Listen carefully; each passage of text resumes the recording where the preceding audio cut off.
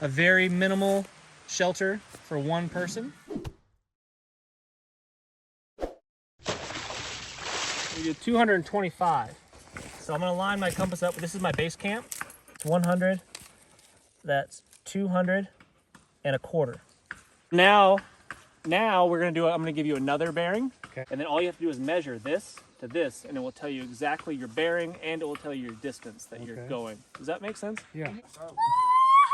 Don't slide down that rope, it'll burn your hands. Climb down, don't slide, climb. Can you help me? Yeah.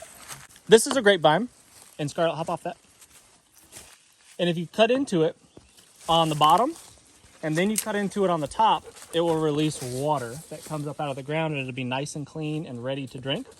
So what I typically do is I cut like it's just a V, like that. And think of this like a straw in which you're holding your finger on the top of the straw, and you could pull water out of your cup. It's the same kind of principle. So right now, my finger is on top of that straw, right? But if I come up here and I take my finger off the straw by doing this, water will eventually start to flow out of my grapevine. It's coming. Watch. And the good news is this won't kill the grapevine. It'll heal back up. Is that true? Mm-hmm. Look at that go. And then all you gotta do now is either hold your mouth under it like a cave boy, or put your cup underneath it, and it will drip for a long time. Oh, don't go there, don't go there. You go downstream. So this is our drinking water, and we don't want to contaminate it by stepping all in the mud and the muck. This is a spring head right here, buddy. You see how the water's just coming out of the ground? Mm-hmm. Right? So don't get upstream where we're gonna drink our water. We don't have to filter it, we don't have to boil it, nothing, we can just drink it. I'm being real careful not to disturb the bottom because it's got sediment in there. I like how it can just come straight out of the water. Pretty cool, right? This weekend we're working on some navigation skills, techniques, something that I definitely need to work on and perfect.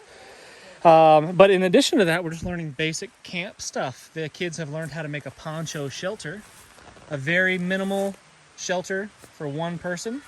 But you see a little troll under here, camped out.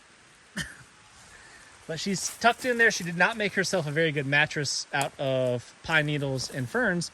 So she's going to have to lay on the wet ground probably, but that's the way she's going to learn. I put 4 stakes, one here, one here, one over there, and one over there. I like how you did it under a tree canopy. That's a nice touch.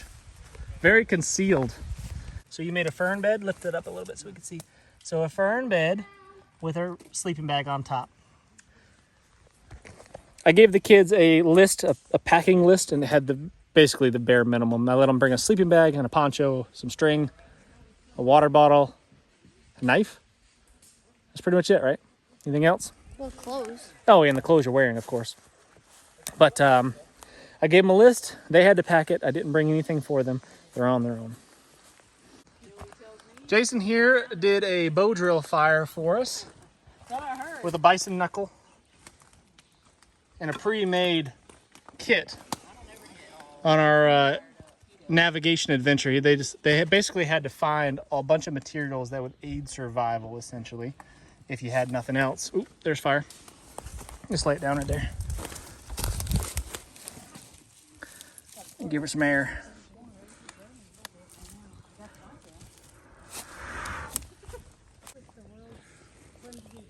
Hurry, Elijah! Run, boy! Bring what you got!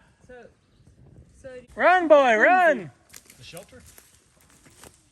Throw it on top. That's y'all's shelter. Break it in half, throw it on top. Good job. I just don't. Throw it on. There you go. Good job. Good job, guys. Bison is such a common animal around here that we just found the knuckle laying. They're everywhere. Yeah.